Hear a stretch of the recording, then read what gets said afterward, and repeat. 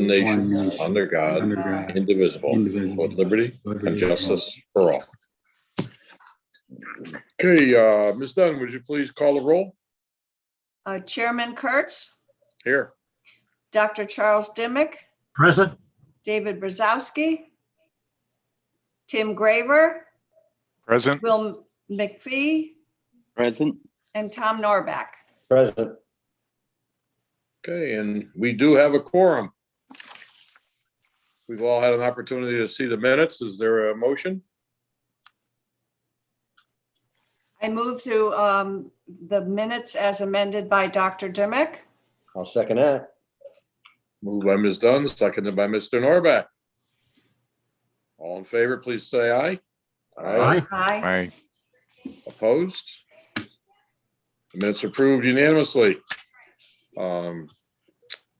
Communications, Suzanne, do we have any? There are no communications.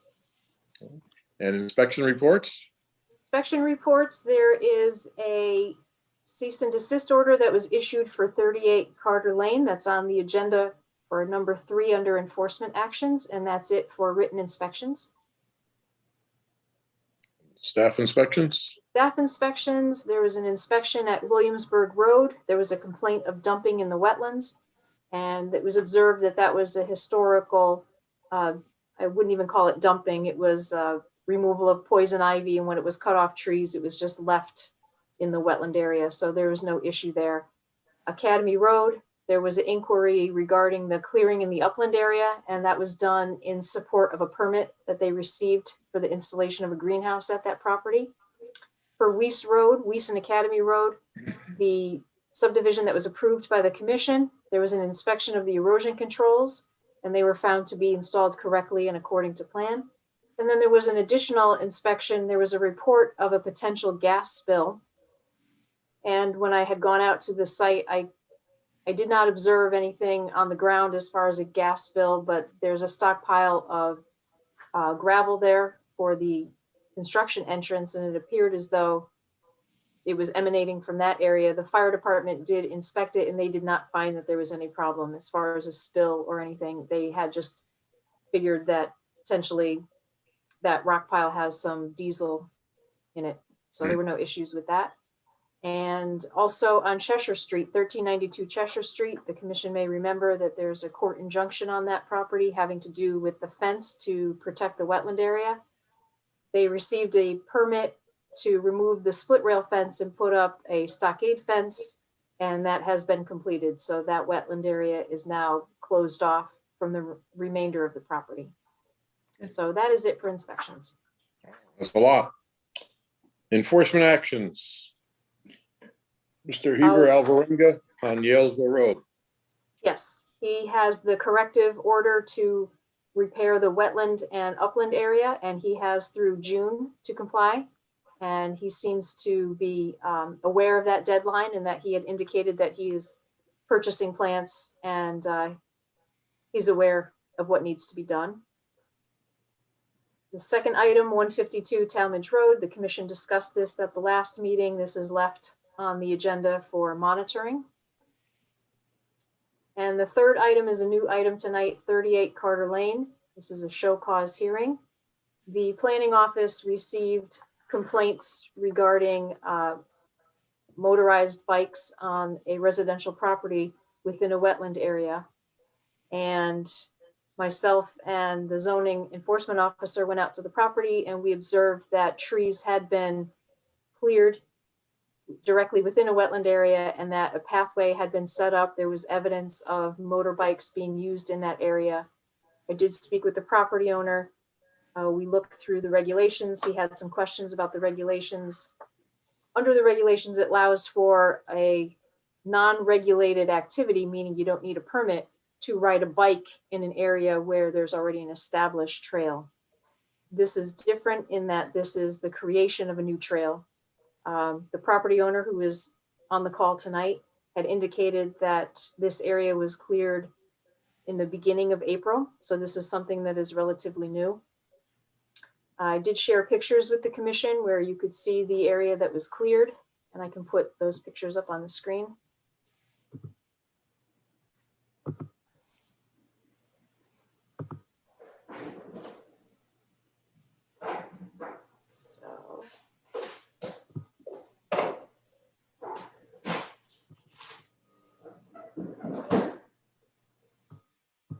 So this is one of the photos of the property where you could see the exposed soil within the wetland area. You can see that there are trees that were cut and pushed off to the side. And this is, according to the wetland soils map, all of this is taking place directly within a wetland soil area. Suzanne, I'd like to note that the tree, the first picture, is the big black walnut that is uprooted and came down in the hurricane. Excuse Last me, year? Michael, if you could just Sure, mention your name, because sure, Michael we have a recording Antonetti, I secretary, apologize. so you would give your name and your address, and then you'll be Sure. able to address the commission as we move on. Sure, okay. Thank you. Now or later, Suzanne? Later, and then I Okay. can bring these photos back up if you'd like. I apologize. That's okay. So this is just to give the commission an idea of what the property looked like when I went out to visit on April 22nd.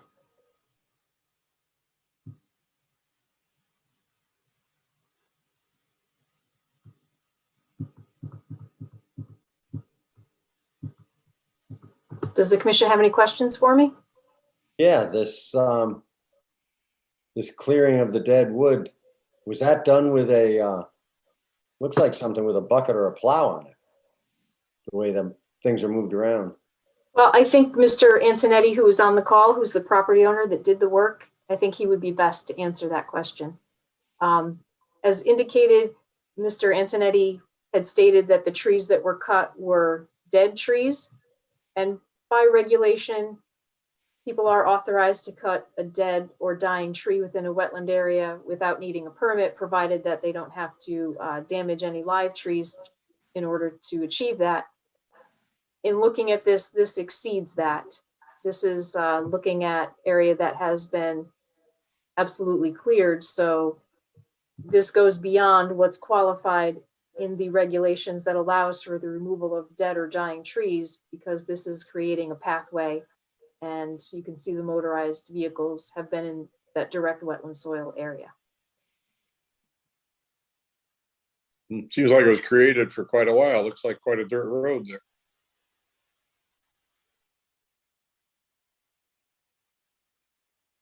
Mr. Chairman, do you have anything else that you would like me to touch on, or should we turn this over to Mr. Antonetti and he can address this? I'd like to hear from Mr. Antonetti myself, and we may all have questions of both he and you, Suzanne. Okay. Would you like me to leave the pictures up? Sure, why not? Mr. Antonetti, could you, do you have something to say about the situation? So yes, I'm Michael Antonetti, 38 Carter Lane. First, I want to say the intent of going into the backwoods at one point was to remove a bunch of trees that last year, especially with the hurricanes that came through, were just to take and save the property. As I pointed out, and I apologize for interrupting the meeting earlier, that large tree in the first picture is a black walnut. It's one of the very large black walnuts in the backyard that we're very proud to have. That tree is completely uprooted. And if you were to see it, that tree itself in the center of the property in the first picture was one of the large trees that I had to get to. And to get there, I did have to use a small little bobcat, walk behind bobcat to get in there so that I can do it. This is a black walnut. You'll see the pieces of it. And what's not in this photo, if you go to the right, is the large root ball over 8 feet tall that has uprooted when that fell. And if you look to the left of the picture, you'll still see there's trees hanging in the upper trees that have been pushed down with the black walnut. I think a walk with me in the backwoods, did I have to remove a couple of small trees to get there? Yes, absolutely. Did I know it was a wetlands? Did I know I had rules? I absolutely did not. So the intent was never to damage the property or hurt it. The motorbikes were purchased brand new on April 8th, thinking I made a great place for children to ride and to enjoy themselves back there. In hindsight, with all this, it's not worth any of it. So right now, I would invite people to come see the dead trees, the overgrown poison ivy, the hazards that still remain. And as Suzanne said, I did a lot in there in a short period of time. you'll see the main pictures is quickly and rapidly growing back. And I assume they're black walnut seeds that are growing. They're already over a foot tall. So they're growing quite quickly right here in the lower part of the picture. So I did this with a chainsaw. I did have to knock trees down. I did have to do a lot of work. I probably spent 20 to 40 hours back there by myself with the chainsaw. So yes, I did it. No, I had no intentions of any harm here. And at this point, getting it back to not being on the town meeting would be my intentions. If I can't use it for the dirt bikes, obviously we'll get rid of them and restore the area as necessary.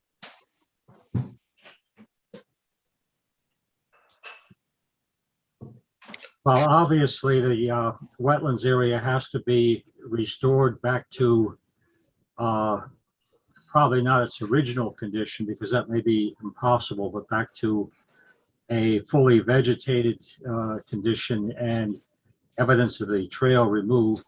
Sure. We'll Okay. probably want to have some kind of a plan submitted of what you plan to do with this. Suzanne, do you want at this point a motion to approve your work so far and declare that this was a violation of wetland regulation? Yes, the commission, if the commission is prepared to determine whether or not a violation exists, that would work well. There's no corrective order or anything like that that's prepared for tonight. That's all awaiting the commission's discussion and decision. So if commission members were planning on going out to the site to take a look or anything like that, this item would remain on the agenda, but there's no other action points prepared for tonight. Yeah, I'm just trying to think in terms of procedure. What we normally would do Yes. is, from what we've seen, declare affirm staff's actions and observations and declare that there is a violation of wetland environment. Sounds like a motion. And the cease and desist is in order. That's a motion. But could I ask a question here, Chairman? I'm wondering about. Should we second the motion and then we can discuss it? There's a motion on the floor. I'll second it. Okay. Now we discuss. Maybe So by Dr. Dimick. Thank you, one and all. Thank you, I wouldn't mind okay. doing a field trip out there. Go ahead, Tom. I wouldn't mind doing a field trip out there, and it would seem like it would be prudent to have maps so we can actually see how everything relates to the wetland, even though I know Suzanne said it is within the wetlands, but it always helps, or I think it would help to have some sense of scale and you know, kind of the shape of the wetlands and just how impacted they were, you know, if they're in the thick of it, or I don't know, I would just feel better looking at a map. And So Tom, are you asking for a map that's at a larger scale than what was shown at the bottom of the cease and desist letter, which is, yeah, I don't know if you can see this. I would like to. So this property is in the dark blue. I don't know if you're picking that up. So it's part of a larger wetland system that goes off the property. So it's page 2 of the cease and desist order, which is dated April 25th. Yeah, if you go, I was last in this area about 35 years ago, but if you continue westward, there's a small intermittent stream that gets then into a larger wetland to the west. Yes, that is just past the path at the end. We did not cross that riffraff. You can see that there's a berm at the end and there's riffraff, and you can clearly see the path of water from the pipe on my property to the right of this picture, to the right of the condos where we're looking. The riffraff comes from the storm drain from the main street, and there's riffraff and it goes behind all this path. We did not cross the water course back there. Well, I It's said it's just been right for it. 35 years since I've been there. Yeah, But I have a picture in my mind of most of Cheshire, and I just had to draw up Sure. what I could remember of it. sure. Yeah, so one of the things I mentioned to Suzanne, we cleaned this up when we first purchased the property. There's quite a bit of garbage and it's all back, and we were baffled. And after discussing with Suzanne, it sounds like the state needs to do some cleaning of the catchways, because picking up the litter becomes quite a task back there. Yeah. Mhm. On the motion to support the cease and desist, is there any comments we can talk about possible remedies and other problems after that? Would you like to vote on the motion? Is there further discussion regarding Yes, vote on it. the affirmation of the cease and desist order? My idea would be to get the motion out of the way, unless it needs to be improved, Ask them. and then discuss what we do next, including possible field trips. And All right, is that a In that motion? case, I'll go by that and I'll call for a vote. All in favor of the motion, please say aye. Aye. I, Aye. Opposed? None opposed. The motion is carried by the commission members present unanimously. Sorry. Okay, now in discussion of remedies, decisions, what do we think? Think we need well, Tom wants to an look. engineer to decide, or do you want? I'd like to do I'd like to take a walk out there. I don't know. I would like to take a walk out there and just see how it's impacted where. I welcome you to come, all of you. to see Yeah, what- I think I would speak for myself. I mean, I know to you guys, you do this all the time. I didn't know what I was doing was causing huge problems. I'd like to show you all the dead wood and lumber back there. It truly was a hazard and remains several trees that are dangerous. So we don't let the kids go down there anymore. We were starting to use it and I was going to finish it. And Suzanne contacted me. I let her on the property the day after the contact and we ceased immediately. So we haven't been back there except with just looking around and, you know, I hear chainsaws and I get scared somebody's in the back. So I don't wish to cause any more grief for myself or the property. So Mike, So the way we're- that this usually works for the site walks, before the pandemic, we would Yeah. schedule the site walk and the commission would go together as a group. Sure. But now we're doing it individually, so it's much more informal. It's just sort of as commission members have availability that they're then able to stop at these sites. So Sure. does that work for your schedule that? individual Obviously, members- we'll make ourselves available. I'll Okay. figure out. I work in Danbury, so we'll figure out how to get an adult here to walk you guys on the property. I just like everybody to see that, you know, and you know, with everybody on the board here, at some point, if we can't use the property, I'm really considering restitution, just donating it as open space or something. Honestly, I don't want to be doing this. I don't want problems. I just want to live here. It's So, really, it's obvious that you're contrite and you understand that you Yeah, did something wrong and it was obviously not, you know, yeah, but it doesn't make sense. meditated or anything. You just didn't understand. We just need to see it because we need to Yep. make a determination on how to restore or what can Agreed. happen. Sure. And I personally need to see it just to get some sense of scale and what happened. And I just like to say, you'll see where I did obviously live trees, and you'll see where predominantly they were dead and diseased and falling. So that's all. I don't have anything else, I guess, to add to that. Thank you. Well, the reason we want to do this is to help you make it a safer place and maintain the wetlands and also make it a place you can look at and say, gee, that's kind of pretty back there. So we're here to help you, not to put you in jail or anything. Okay, thank you. We Like I want to said, look at it and make recommendations that'll. we make do, it a- yeah, the kids do let turtles go back there and stuff. So yeah, we do enjoy having it, like I said, in hindsight, like, so I mean, I might as well ask this because we do have 3 brand new motorcycles in the garage that you can't ride on the street, and riding on the yard is pretty boring. There's no chance that this property ever could be used for dirt bikes. Is that just something I should just not even consider and I just move on? Why don't you give us a chance to take a look at it?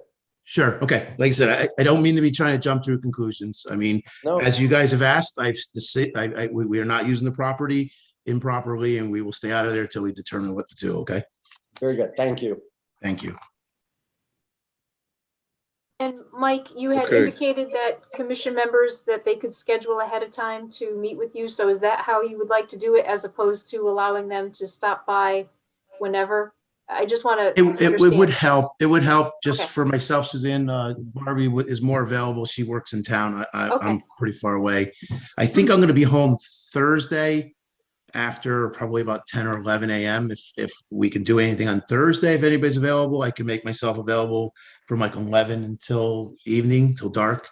So if you guys want to do it right away, I'd encourage it and show everybody what's Suzanne, going you'll on. liaise on this?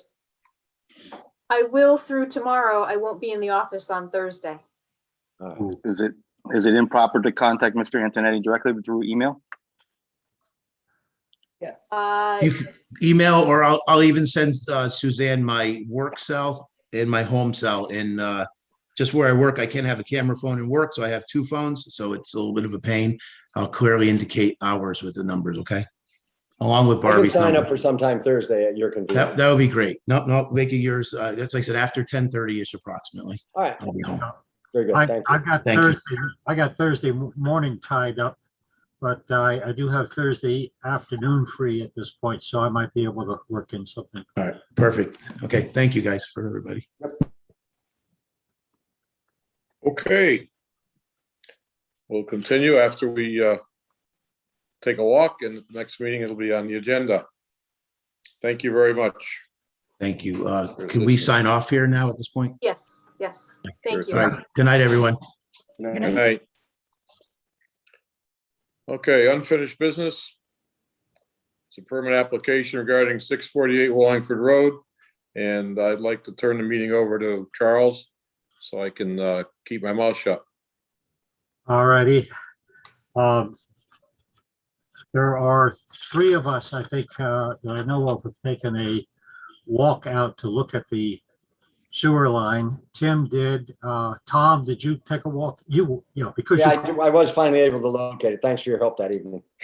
and I was. Did anybody else besides the three of us take a look at this?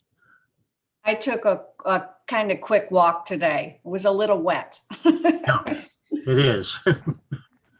Yes, Charles, I took a walk too. I didn't prepare anything in writing, but I did. Yeah. I think I submitted my report and went out to people. Tim submitted one that came out today, I believe. Yeah, I read that one as well. Yeah, it was great. Tom, would you like to give some kind of an idea of what you saw? Well, you guys covered it far more concisely than I will, but I think the obvious choice is the route through the small with the taller trees, and indeed it's wet, but I'm not intimidated by it because it's not going to be a maintained crossing. It's going to be excavated and restored, so it doesn't spook me. If it needs to be brought back, not only restored, but back to its present contours afterwards, so it doesn't end up being a block of Exactly. Of some sort. But Tim pointed out that the alternate, although it has fewer trees, is wetter, but I don't think that's going to be a problem under proper restoration. It's been my experience, the biggest disturbance comes when you've got to remove tree roots. The more tree roots you clear out of something, the greater the damage and the harder it is to bring things back. Dr. Dimick, yes. I would recommend that there's discussion about the narrative that you did as well as the narrative that Tim did. I would suggest that I put it up on the screen and each of you can summarize what your reports were because they're being referenced on the record, but they haven't been really discussed or shown. Is that okay with you? Yep. Mm-hmm. That would be good. The first we have from Dr. Dimick. Okay, my notes here, I went out on Saturday, April 24th, mid-morning. It was sunny and dry when I went out, but there had been recent rains and soils were still quite moist, even in the non-wetland areas. I used a map that Cratchit and Jones provided showing the proposed alternate sewer routes. I dug a few shallow test holes just to check on the wetland boundary. And I agree generally with the flagged wetland line on the map. In most places, that's quite obvious because it's a rather sudden change. In few places, it's not as obvious. There's a couple places I'd move it about 5 feet, but that's just me. I know that back when I used to do this, I could have a regular soil scientist go out and look at what I did and move it 5 feet some way afterwards. So there's always a little disagreement in terms of exactly where the wetland line goes, but the wetland line is generally accurate. Looking at the large trees on the original route and considering the damage that would occur if those large trees were removed, and the fact that the alternate route has much smaller trees and far fewer roots, I agree. Conclusion by Matt Sanford that the alternate sewer locations would be, in the long run, less harmful to the environment. Then I made a number of miscellaneous field notes, particularly concerning the wood pond, which is just south of both proposed crossings, seem to be very high quality. Some of it is definitely vernal pool. Some of it where there's been tree throws, the water is deep enough that may actually be continual water in parts of the pond during the summer. I didn't look for egg masses, but I did hair frogs in the area.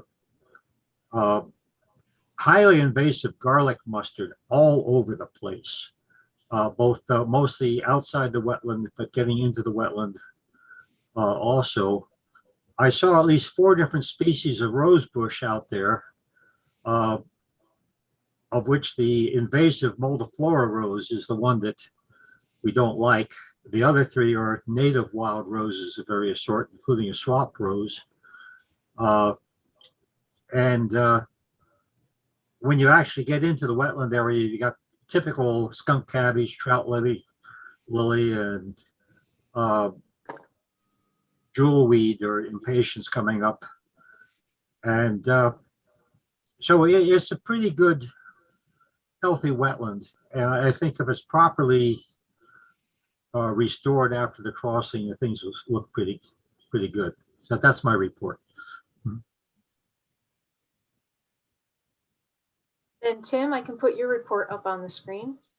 Okay, thanks, Suzanne.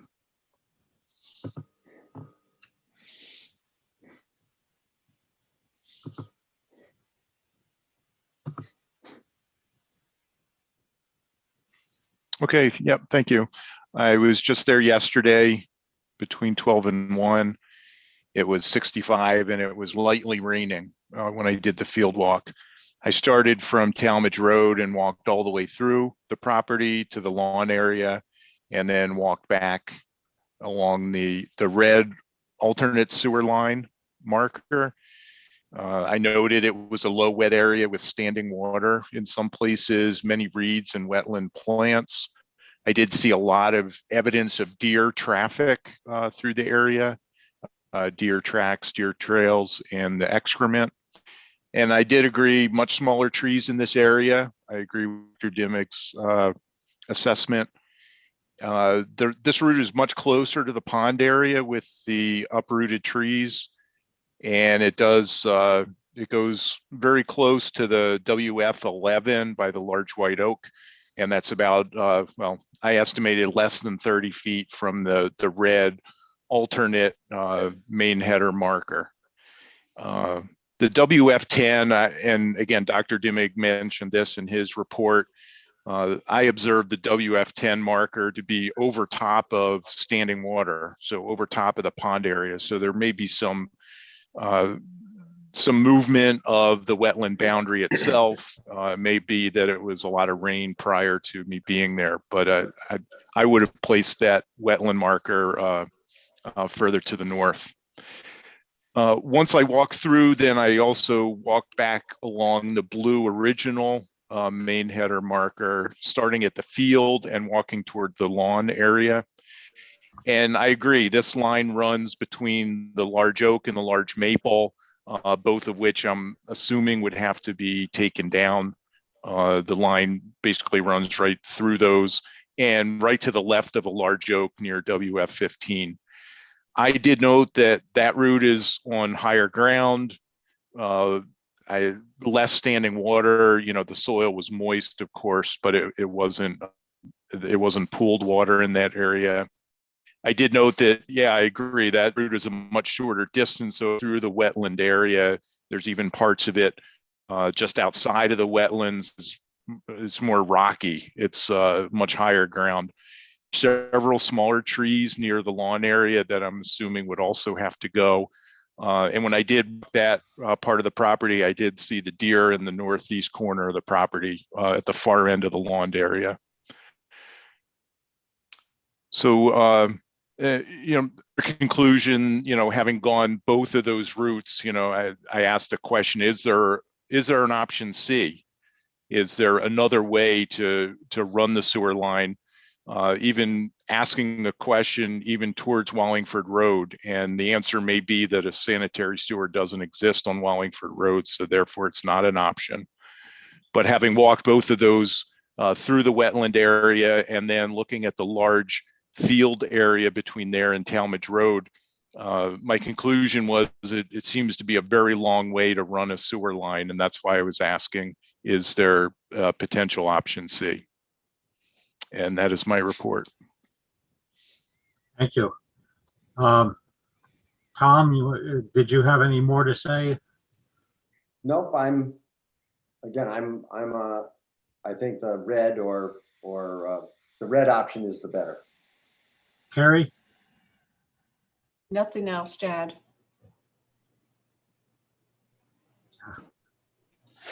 The other question that might arise is whether we can proceed as we've been going, or whether we should have a public hearing on this. Well, Dr. Dimick, Matt Sanford is on the call tonight. He did submit the wetland impact report that was emailed out to commission members. So yeah, I just got that tonight. Yes, we did. Printed it out, but I haven't had a chance to look through it. Matt, were you planning on presenting this entire report tonight? Yeah, for the record, it's Matt Sanford, professional wetland scientist, registered soil scientist with SLR. I just wanted to summarize it because there were some comments that were raised at the last meeting that we have addressed. So if I can take 5 minutes, I will do that, but I'll wait for the chairman to allow the floor. So, Matt, go ahead. All right. So from our last meeting, we've taken a look at obviously the alternative routes as I had presented with the sewer crossing. One of the comments that was raised by the commission at the last meeting was a specific construction sequence for the sewer line crossing. So when you do have an opportunity to review the wetland impact assessment, you will see on page 10 of that wetland impact assessment, I have a very detailed bulletized order of how the sewer line will be installed. Just briefly, one of the things, the first items that I've recommended is to actually treat the Phragmites within the area, because I'm concerned about moving some of the rhizomes into the area that we disturb as part of the sewer line crossing. So my suggestion is to actually treat that frag in that disturbance zone to actually kill the rhizomes prior to any work being done in there. Secondly, obviously, installation of any necessary sediment erosion controls, whether that's going to be silt fence or a Filtrex sock, which might be more advantageous for this site because it can contour towards the subtle microtopography that is along the sewer crossing. And as I think evidenced by some of the discussion with rocks and little hummocks and little pools and things. So that might be the better way to go on this. And then obviously clear and grub the vegetation is required. We would remove the existing wetland topsoil as we discussed the last meeting and stockpile that separately. And then the subsoil would be removed. And they would likely build this in sections as they move through. They would have to put a gravel base on the bottom of the sewer trench so that they can lay the pipe on a level surface, and accordingly, they would then backfill with the subsoil and then backfill with the topsoil. And I've made recommendations here to have a wetland scientist be present when that placement of topsoil is being done, so that we can match and feather the grades in accordingly, so that it matches to the best of our knowledge in terms of blending in with the wetland, and make sure we haven't overfilled or underfilled that particular area with a particular level of topsoil. In addition to that, we've required that the area to be seeded with a New England wet mix. And as we talked about, we do anticipate that the existing topsoil that's there has a seed source in it, but we're going to supplement that. And then lastly, we will be planting 4 varieties of native shrubs in that area. Those will include silky dogwood, red osier dogwood, common spice bush, as well as common winterberry, which are would be indicative of this type of wetland system. So that was one of the things that we talked about at the last meeting that we have in our impact assessment. The second item I wanted to talk about was the vernal pools that are on the site. So we've gone through and provided an explanation of I'm what sorry. the vernal pools Can I ask are. one quick question? Yep, sure, absolutely. All right, with Tom Norbeck here. Traditionally, when you're in construction, when you're able to compact the soils on top of a sewer line or anytime they're disturbed, you can compact them.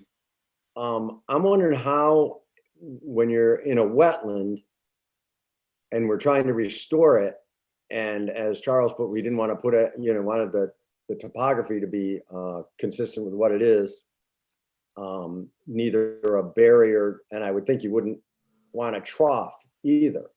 So how do you guard against that disturbed area becoming a trough? Because it's going to be disturbed soil. I'm just wondering how that's achieved, where you don't develop a trough. So you're concerned that after they've placed the topsoil, that it may sink and settle, and you've created a wetter spot than before. Guard against that. Is that addressed, or is that a concern that it's not realistic, or what? No, I mean, the intention is to have wetland scientists there during the actual installation of topsoil, and they typically, the way I would oversee that is that I would actually direct the contractor to actually backblade and actually compact the soil to a certain extent, so we don't have too much settling going on. It wouldn't be the end of the world if we had some settling go on, because again, it is a wet area. It would actually create a little wet pocket in there. But again, our intention is to feather the grading in as best as possible to match previous conditions. So even if we did have some type of settling, it would still be wetland. It would still, function as a wetland. So it wouldn't be the end of the world. But that's not what our intention is. Our intention is to try to match in. I understand that. I'm just thinking with the proximity to the vernal pool. If it troughed, it would impact the vernal pool a little more than. I'm just curious if we can guard the vernal pool from being compromised by the potential for a trough there. That's all. Tom, I think we could do standard compaction of the trench up until we're about a foot from the surface. All right. And then be loose above that. All right, very good. Because the wetland function of the wetlands there only needs about a foot of soil to function hydraulically. The rest of it be compacted. It probably would not hurt it. At least that's the way I remember doing something like that. Okay, but that should probably be but Matt, I have a question. I'm trying to remember. You would start the construction from Tallmadge and go towards the wetland from Tallmadge. Would that be right? I believe that is the intention.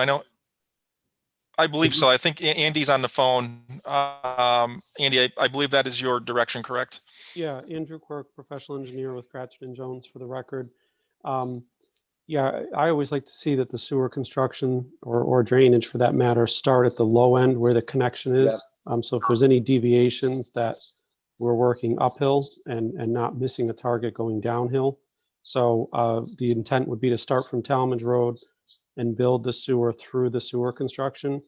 And then actually with this project, I would envision 2 construction entrances, that after that sewer work is done through the wetland crossing, that then the remainder of the construction would take place with access from Wallingford Road. You know, we're not going to continue to do construction of the sewer work or on the site coming across the same wetland crossing that was. Yeah, I of seem what to was just remember installed. remember you had a manhole planned just west of the wetland crossing, so you complete to there. Correct. Now that brings up another question, and that is, as you get near the wetland, before you actually get to it, there's going to be a problem of dewatering. And so we probably want to see what you're doing in terms of the dewatering, so that we're not ending up putting muddy water into the wetland as a result of dewatering the trench. Well, to that point, Charles, I think time of year is critical on this. Mhm. So I assume that would be addressed in the construction sequence, but those are the only issues I had. So I looked, as I said, I haven't had much chance to look at this because I only printed it out a couple of hours ago. So I didn't see, and I may have missed it, anything about dewatering as part of the construction there. You know, my personal feeling is somehow we can handle this without a public hearing, but I think we still have details we need to settle on it. But I need the other commission So members just to to wrap up, ask whether the other commission members to ask whether or not we need a public hearing on this. Charles, it's Will. I tend to agree with you. I think we could get to it without the public hearing, with just all the details covered, which I believe we can do. I know Mr. Sanford probably wants to finish statement, but I don't know if anybody else feels the way they do with regards if we want to decide on the public hearing aspect of it now. I don't personally think there's one needed, but that's up to everybody else.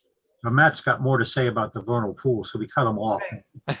I'm sorry, I needed to get that off my chest, I guess. So perfectly okay.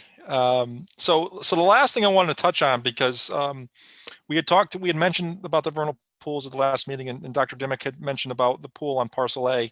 And so this graph here I've prepared shows you the 2 locations of the pools. So on Parcel A, and if you can just use your pointer, the green, disappeared. There it is. The green circle to your left. At least maybe there's a delay on my end. That could be it. Right there. There it is. Is one of the vernal pools. That's the deep pool or deep pond, or however it's been referred to at tonight's meeting. That is a vernal pool. We did find 8 wood frog egg masses in there. We did not find any spermatophores and or spotted salamander eggs in that pool. So we don't believe that there's spotted salamanders utilizing that pool.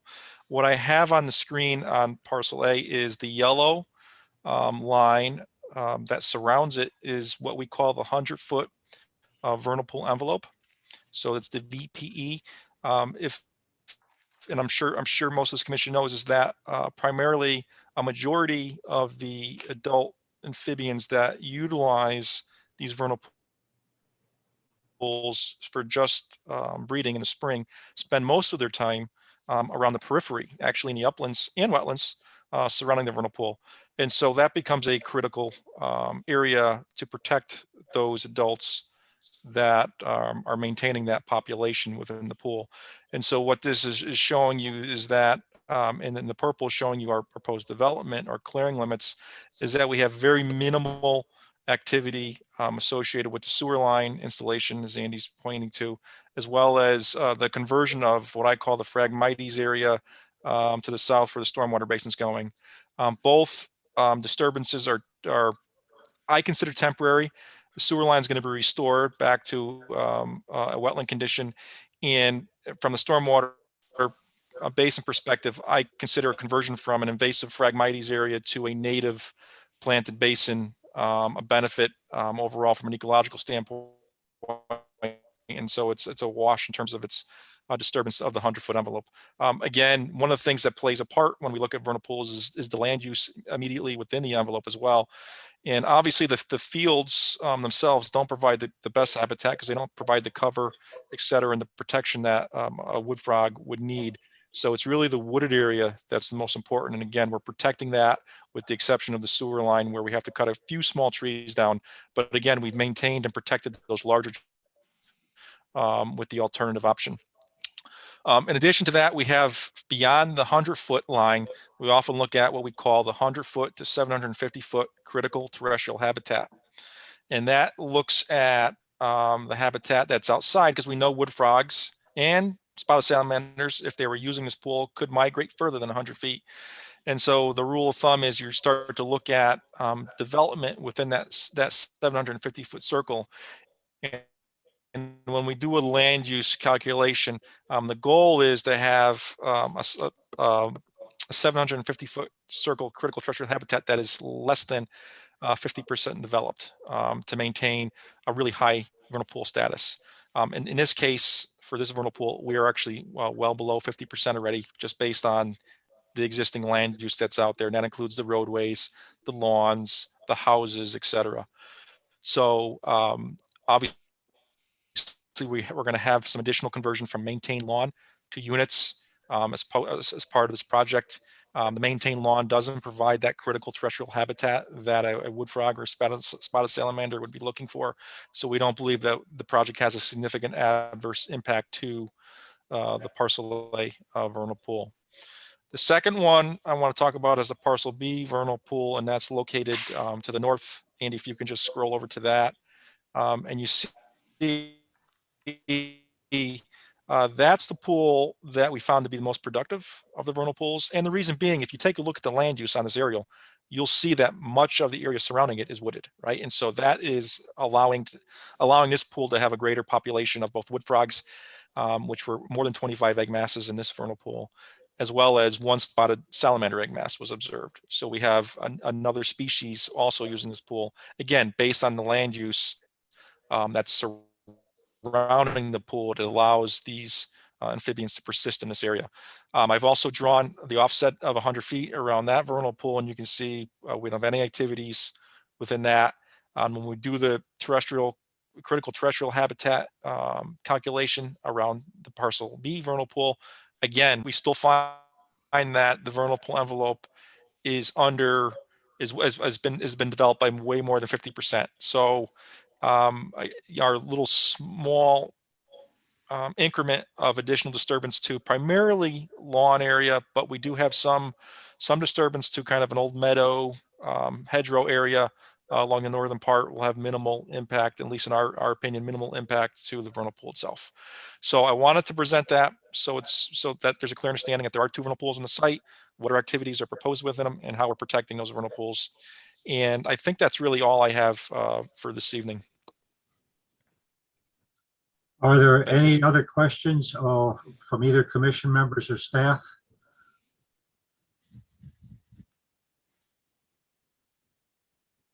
None.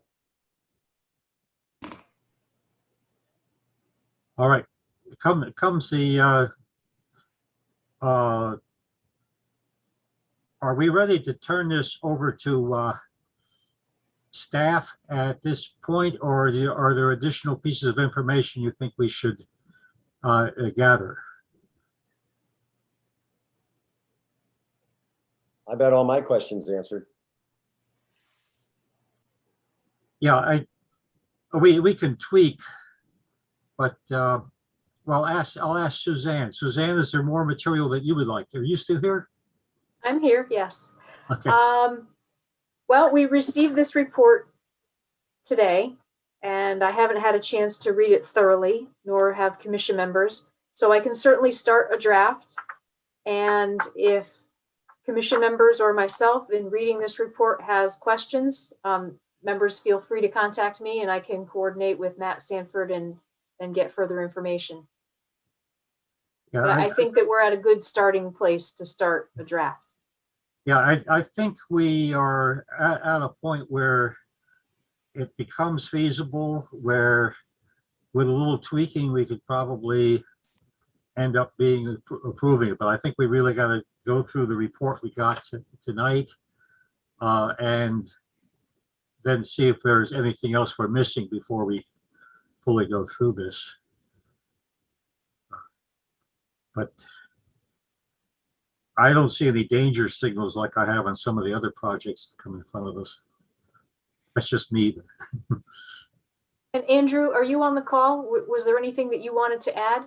I am here as well. The only thing I can add, and I don't know if I have the graphic that shows it, but there were some comments. I think Commissioner Graver mentioned about other locations where the sewer crossing could take place. And I will say we did study that a bit. Part of what's driving the sewer through this area is to serve the Charles Drive neighborhood as well. So that's driving the depth of the crossing. And it's also looking at trying to serve a broader area than just the project alone. Just graphically looking on what I do have here, the area that we're looking at, the two alternates, is clearly the narrow portion of the wetlands, and so that was our focus. And in fact, you could see on our original design, it was purely focused on the least amount of square footage of wetland impact. But that slight modification, I agree, although it increases from 1560 square feet to 1770, I think as a temporary impact in the end, it'll be less of an environmental impact. Any of the areas further south, much wider, closer to the vernal pool, and to the north, again, much wider crossing areas. I believe Matt and I both looked in this area, and it's far more wooded, I think, to the north, just once you get beyond where those invasives are. So the original plan was kind of clipping the edge of that wooded area. To clarify, there is no sewer line presently in Wallingford Road. No, and what I had here, which I don't know if it'll load properly, but we did look at the sewer parcels, and I don't know how on the fly how quickly I can pull up the area, but it did identify Charles Drive parcels as those that were having issues that needed to be extended, and there was not sewer on Wallingford Road, so correct, it would have to come from Tallmadge Road. So Charles Drive right now is all septic, is that correct? Correct. Okay, and as is 648 Wallingford Road is septic system as well?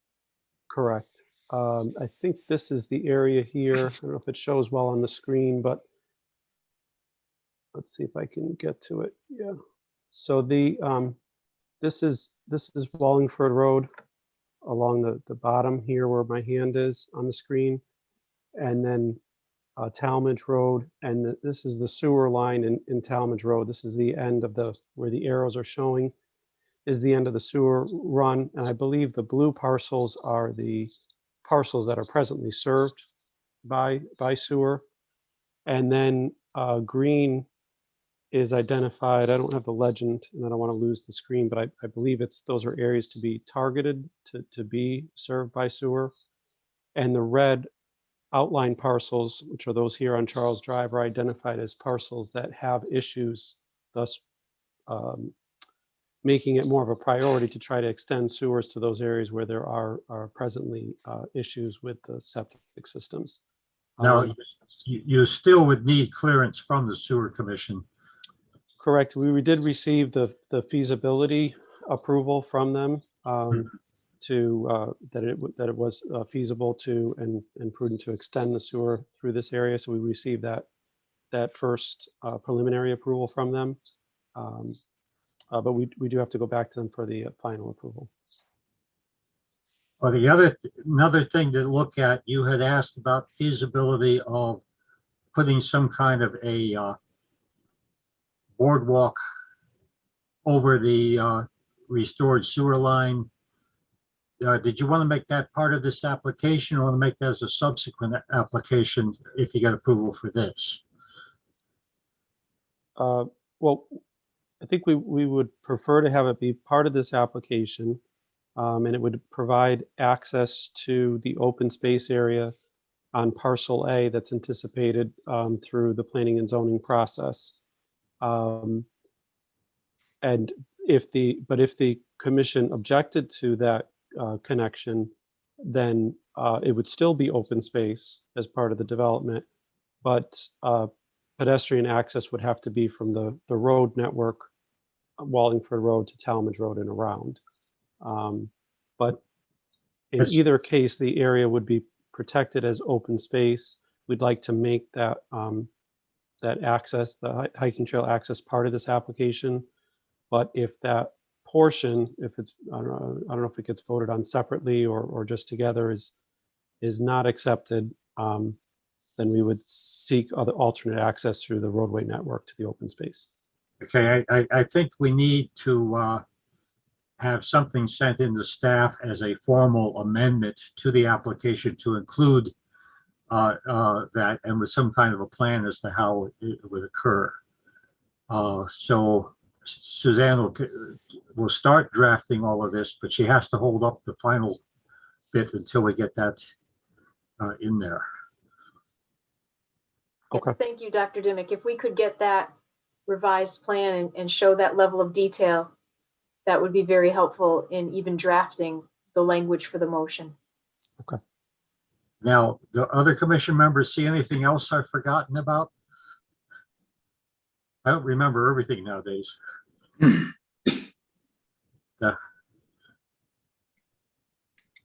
Hey, are we ready to move on to the next?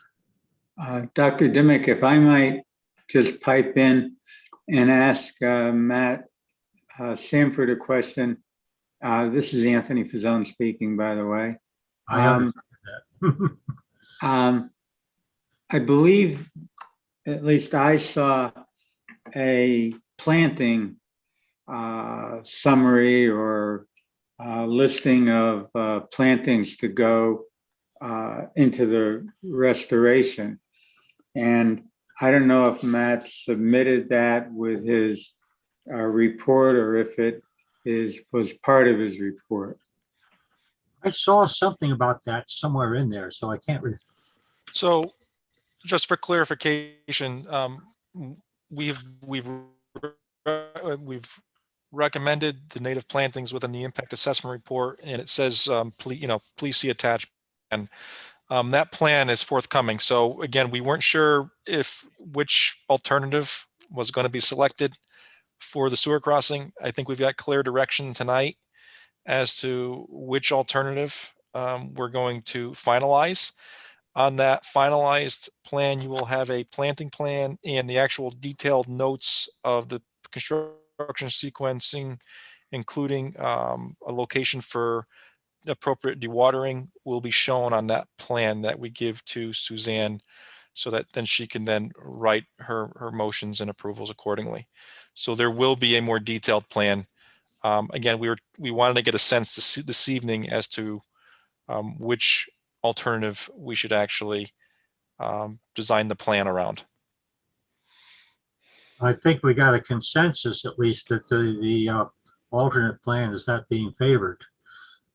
I don't think we need to take a formal vote on that part. I think that by consensus that you can figure to go by the alternate. And also, Matt and Andrew, to that end, the plans that you provide us that show the revision, you would then eliminate that blue line, which was your initial proposed sewer line, and just show what was being discussed as alternate, which will be the main access way. Absolutely. Thank you.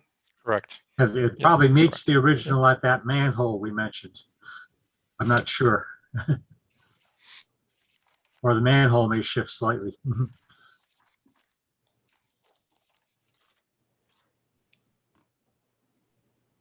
I'm comfortable with moving on. Okay. Yeah. Shall we hand it back to the real chair? Hearing no objections, there I am. Number 2 is the permit application on Highland Avenue. And excuse me, Mr. Chairman, Andy, if you could remove this image from the Sorry. screen, that would be helpful. Thank you. Okay. Much Thank better. you. Okay, number 2 is the permit application for Highland Avenue. We There is a draft motion. I move staff wording. This I is will great. second that. Mhm. Moved by Ms. Dunn, seconded by Dr. Dimick. Is there any discussion? If not, we'll vote. All in favor of the motion, please say aye. Aye. Aye. Opposed? Carried Anthony, unanimously did by you those vote? commission members present. Did I hear a no? Oh, I saw Anthony's hand go up when you asked for ayes. I didn't think he was allowed to vote. My wife was waving to me, so I waved back. And then I realized it was right in the middle of the motion. Did you put your hand up for or against, Attorney Fazal? Oh, I'm definitely voting now. for it. I'm in favor. I actually am representing the developer in the planning and zoning part. Brian decided he didn't need any help on the web. Thank you, commission members. Appreciate your positive note. Ryan McAvoy for the Okay. record. Thank you. I'm leaving. Right. You may be excused. Thank you. Okay, under new business, permit application for West Johnson Avenue. Is there someone representing the applicant? Yes, good evening. My name is Brian Phillips with Langen in New Haven, and I am the civil engineer for the project. So I can kind of walk through sort of a brief history of the site and the plans, and then I think we'll have a short statement from the wetland scientist, and I'll get started. Just going to share my screen.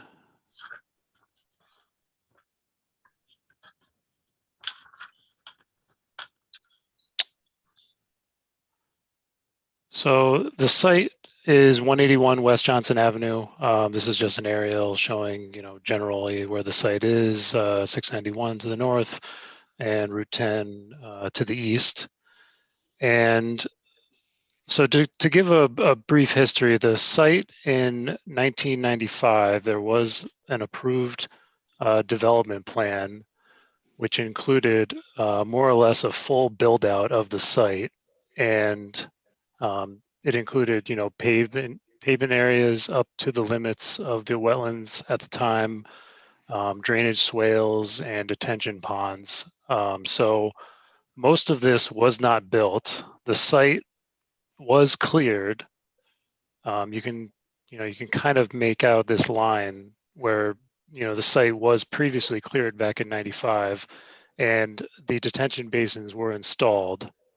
And at this point, I'll go to our proposed plan. So you can see the existing detention basins and drainage swales, which were installed in 95, are now designated as wetlands. Our proposed project is we are proposing a warehouse addition to the existing building, and additionally a drive aisle, a looped drive around the property, some additional trailer parking, loading docks to service the new addition. And one thing to note is that this proposed development is staying within the previously approved limit of development. We're staying within the limits of clearing that were done in 95. There's also, a fence that currently exists at the top of this slope, which we are staying within. We are proposing no direct wetland impacts, and we are outside of the floodplain for our proposed development.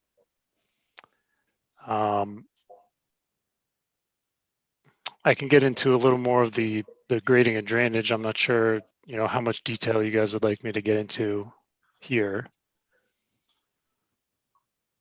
But the proposed design includes, a traditional network of catch basins with deep sumps, underground detention, and water quality features such as hydrodynamic separators.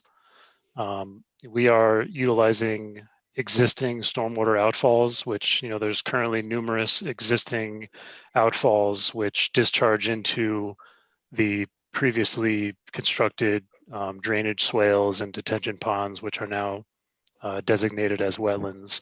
So we would be reducing or matching flows up to the 100-year storm and utilizing these existing outfalls for most of the stormwater, with the exception of one above ground basin that we are proposing to handle the stormwater generated from this proposed trailer parking lot.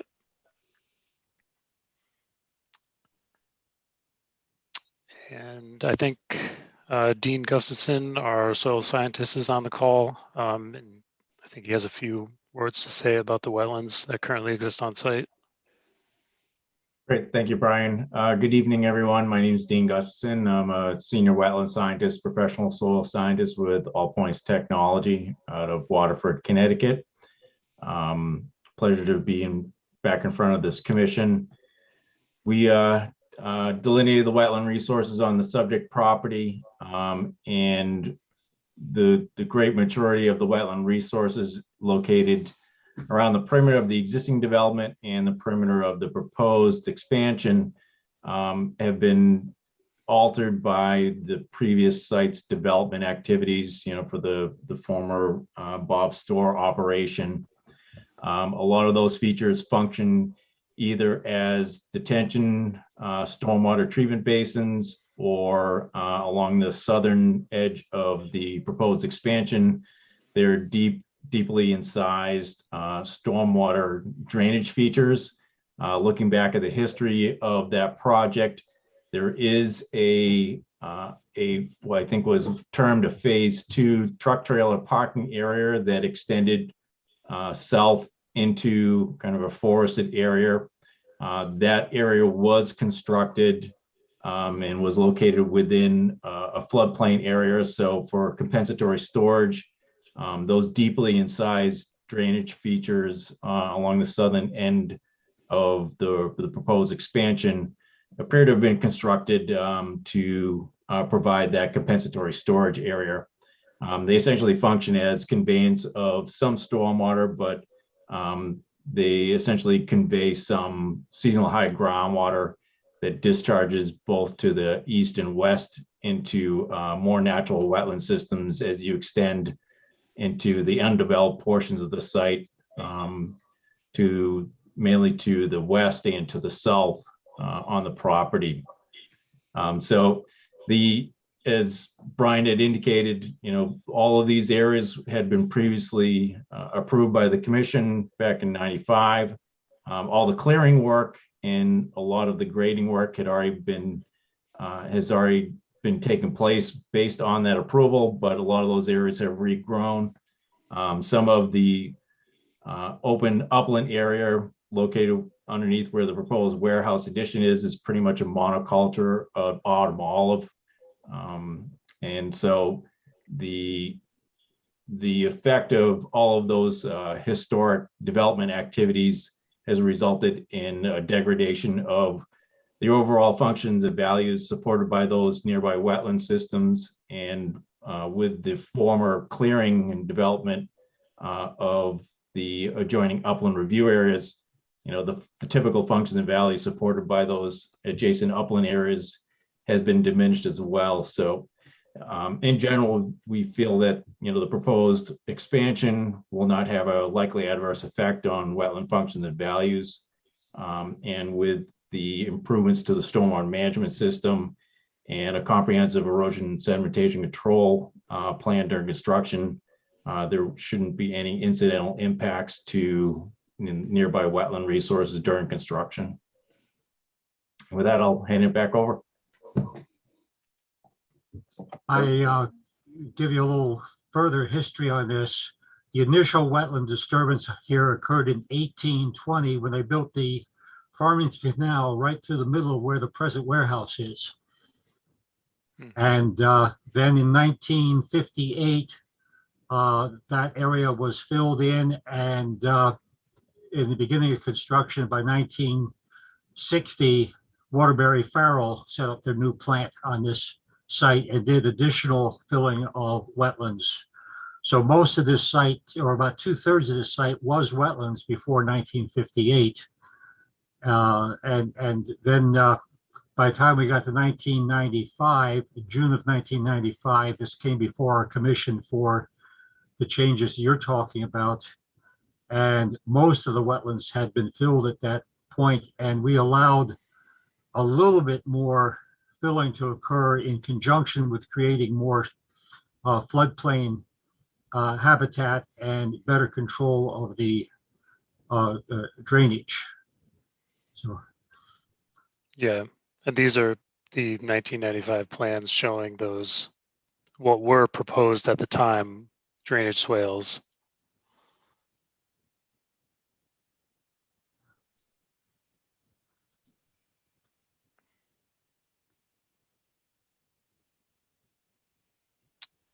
so the reason the wetlands around there are in such poor condition, they've had such terrible treatment to them over all that time. Right.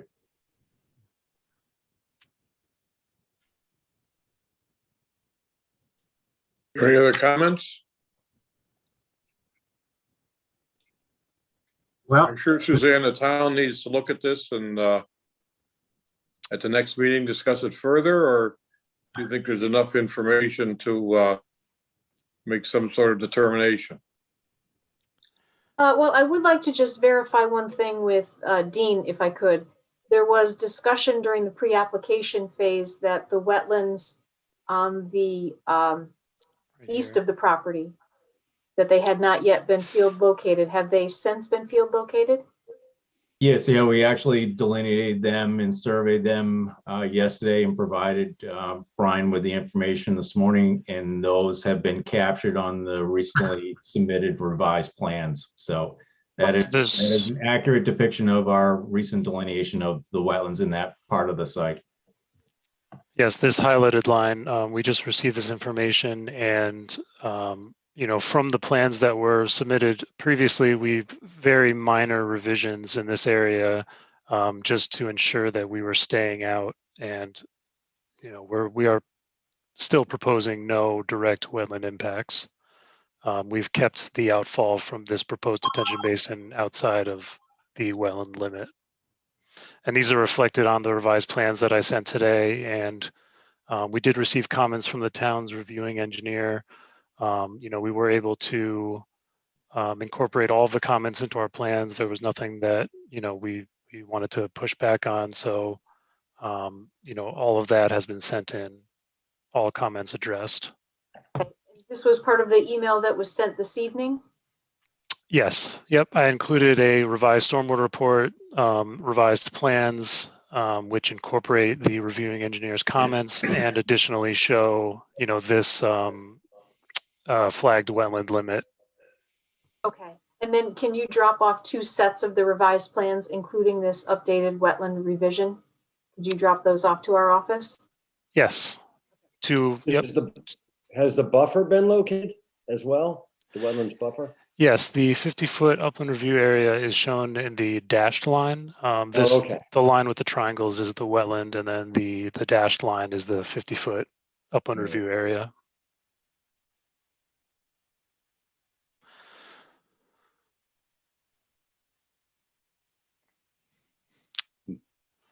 So as we go around the site, really the only thing within the upland review area that we're proposing are, drive aisles, again, within areas that were cleared previously, and, some utility and stormwater features.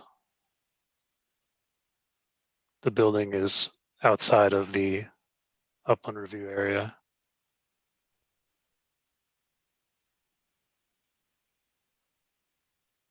Is So, all Mr. of this just a Chairman- renewal of a plan that's been approved several years ago, or what's new? I'm trying to figure out what's required. So the plan is very similar. The previous plan, which was approved, shows, it's a little bit harder to tell, but they were proposing an addition along, the entire back of the property.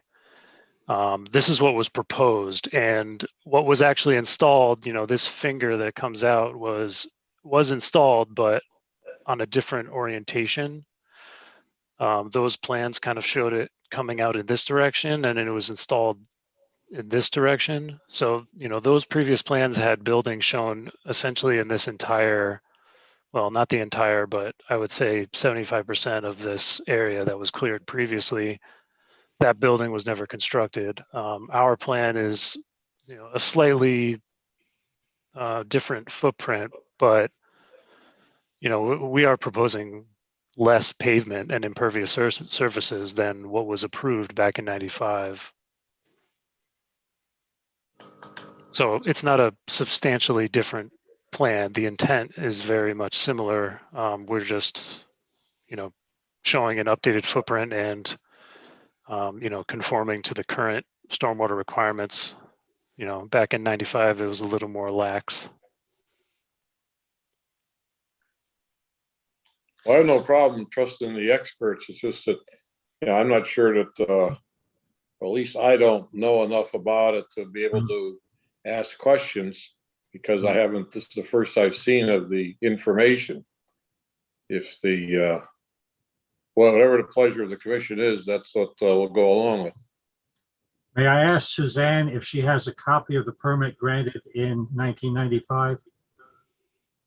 I do. I do not have it right in front of me. So it is in the office. Is that something that you would like to see a copy of? No, I have a copy sitting right in front of me right now. I pulled it out of the files, out of my files. Okay. Go off. Yes. Yeah. Is there something specific in the 95 permit that you want to reference? Not that I've been able to find so far. We actually had three meetings on this. We had the initial submission, and the public hearing went through 2 meetings, and there was a lot of material generated at that point. And going through here, most of what I've seen was an attempt to correct the drainage problems that had existed at that time. So I think the main thing is to make sure that the new changes don't change what was approved at that time. Other than that, I have no problem.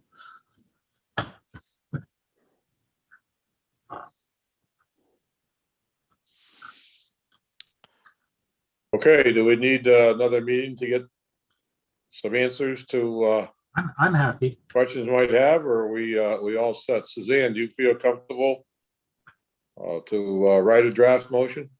Yes, I believe that there's enough information that's been presented on the record as well as tonight. And once we get those revised plans, then I will be able to work on a draft. Okay. Anyone have any comments or questions? Nope. No. In that case, so much for the West Johnson Avenue permit application. Talk about it next meeting. Thanks, fellas. Thank you, Brian, everyone else. On to the next. Thank you, folks. Thank you. Gonna clear the screen too? Yep. Okay. Thank you. Have a good evening. Thanks. Good night. Permit application number 2, Notch Road. Is there someone representing the applicant? George Nowotny, Director of Public Works for the town. Good evening, everybody. Good evening. Happy New Year. Yeah, you too. Been a long time. It has. It has. It's. I'm looking forward to meeting in person at some point. So I'll just give you a quick overview of this, and then I'm joined by Kevin Grendel, who's our consulting town engineer, who did most of the thought work on this project, and I'll just kind of give you the overall, and he can give you a lot of the details. This is pretty simply just a beach restoration at Mixville Park. So there's an existing beach there. We're just proposing to cover it with new sand and to a little greater depth than what we have now. And as part of that, there's some existing drainage that that crosses the beach that we propose to just restore. The pipes have separated and had some issues. And there's also a berm at the edge of the beach, on the, I'll say, the upland edge of the beach or the high end of the beach. And we'd like to restore that as well to keep water from sheeting off and carving rivulets through the beach itself. That's our proposal. We'd like to get this done in the spring, obviously, before real beach season occurs and takes off. And here we are tonight. And with your permission, I'll turn it over to Kevin, who can give you any more details that you'd like. Sounds good. All right, thank you all. Just for clarification, can you see my screen? Yes. Yes. Yes. All right, thank you. For the record, my name is Kevin Grendel, Senior Project Manager with Barton and LaJudas, and as George had indicated, the consultant town engineer serving the town of Cheshire, Public Works and Engineering departments. So the plan in front of you this evening, as George has said, is effectively a restoration of the existing beach area within Mixville Park. There is no additional work outside the scope of the existing beach. No clearing, no grubbing, no significant work.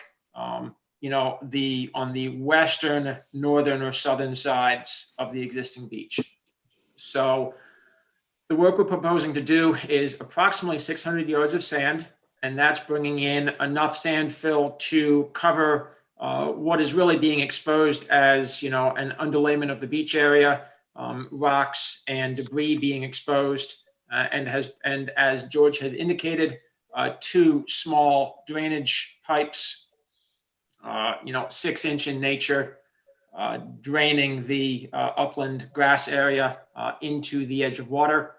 Those pipes have been exposed, and what we're looking to do is replace those in kind, size, and location as we're doing this work. So the work will be done over a 3-day period is the expectation.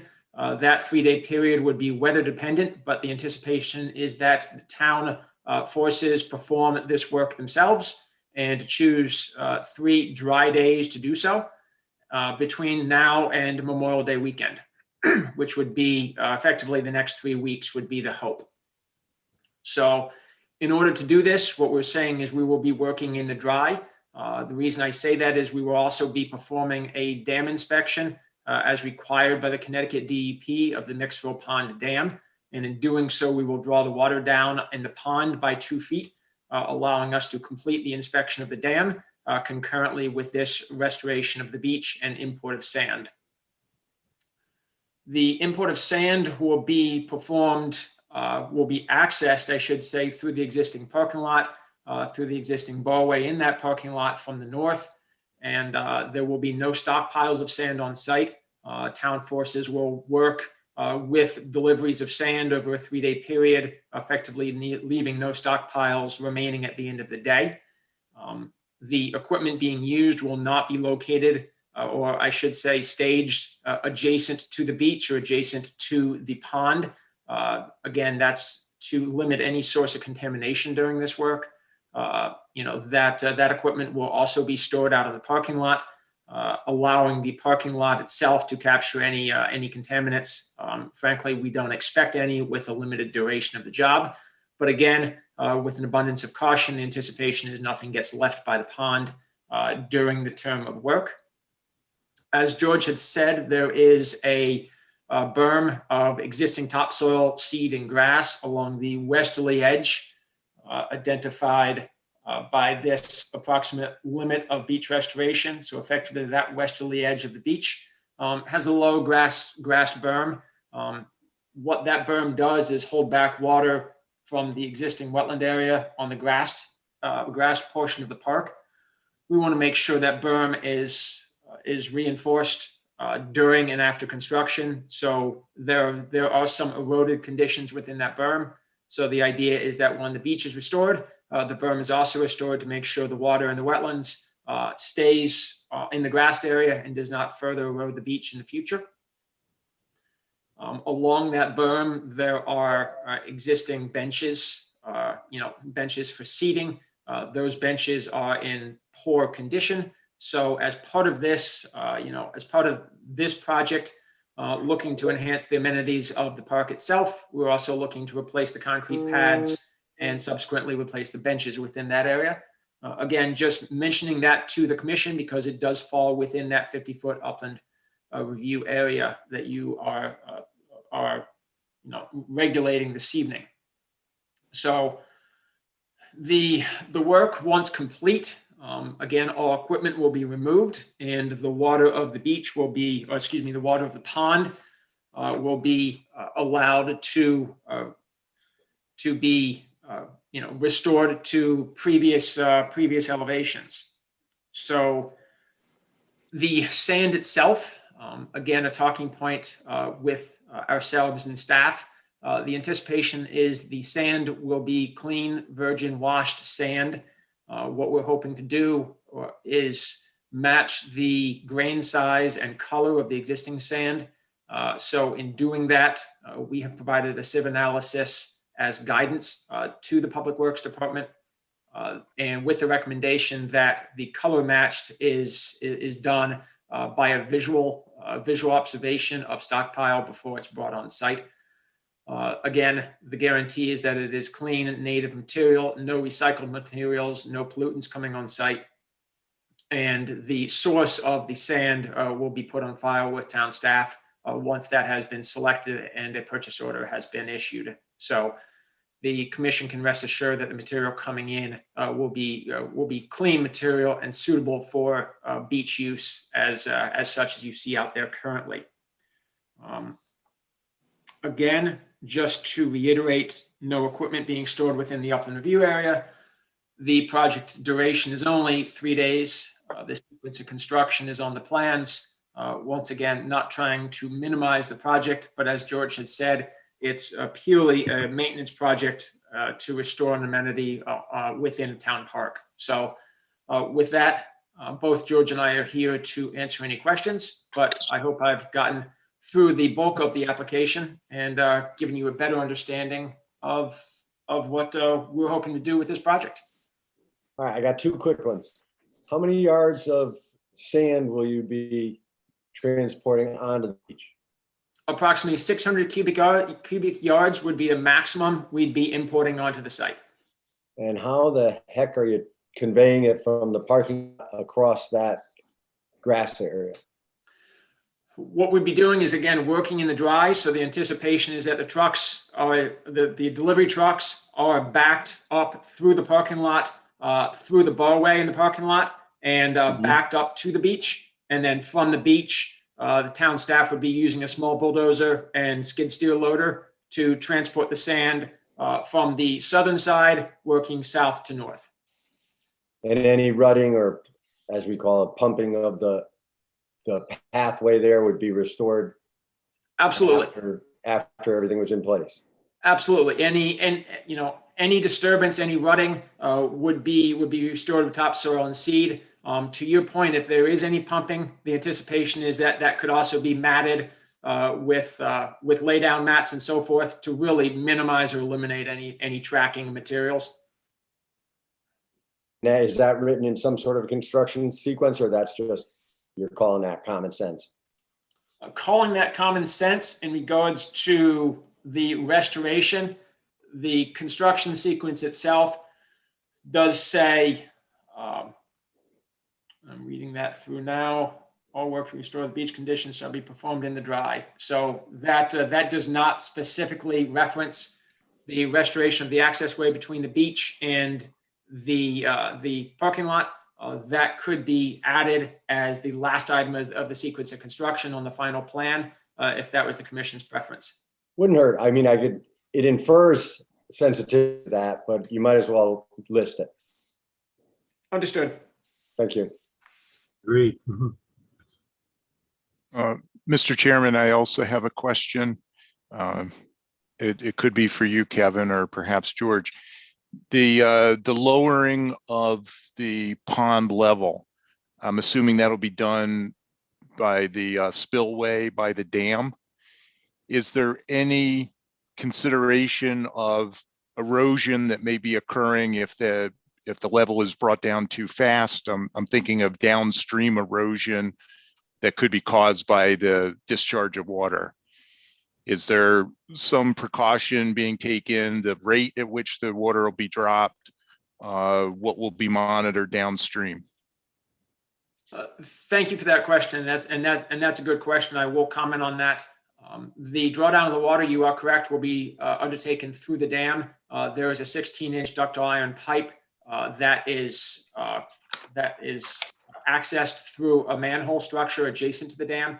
That valving needs to be inspected during our time of inspection as far as the dam inspection itself. So we will be performing that inspection, opening that valve under observation of ourselves, professional engineers from our office, as well as the operations director for the town of Cheshire. So the anticipation is that there will be a number of eyes on that release as we're drawing that water down.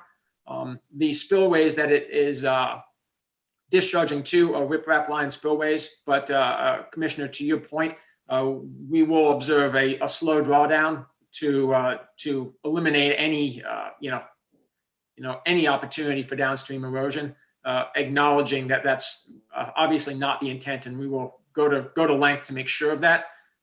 I can also add that as part of the sequence of construction, as noted, just to reiterate that in the plan, if that's the commission's preference.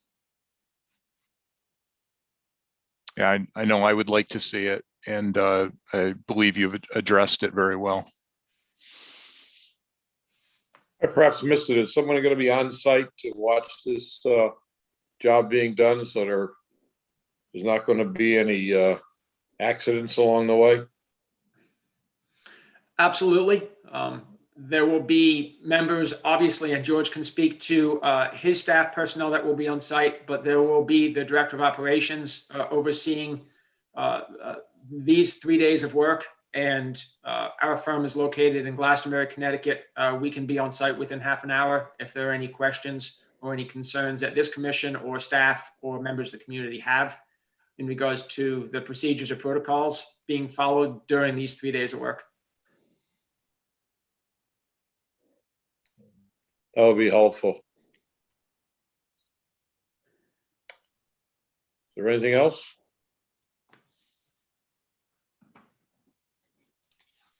I'm not assuming approval or anything about the application. What I'm curious is, you mentioned you want to have it done by Memorial Day, and our customary and necessary time for approval means that we, under ideal conditions, it would not be have an approval until May 18th. And that's, so you're talking 10 days to get the job done. What I'm really trying to figure out is everything copacetic, and if it is mostly maintenance, I'd like to know how the commission feels about this particular application. If there's more information needed, which means we definitely have to wait till next meeting anyway, or could this be something like a determination? I would defer to Dr. Dimick on the legality of doing that. I just wonder if is there a sense of urgency, or do we have sufficient information to feel comfortable in this project, or should we just let it go as normal course?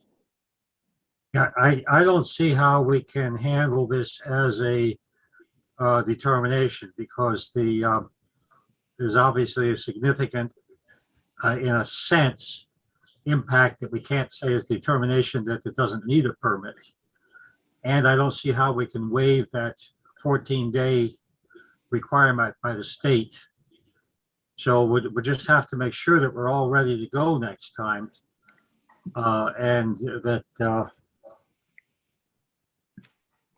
unless there's something that says we won't permit it, I think we can at least give us an intent that we probably will permit it, and they be absolutely ready to go as soon as they get the approval, but they don't, I don't think any of us dare jump the gun in case we have some kind of a legal beagle that objects to our procedures. Thank you for that.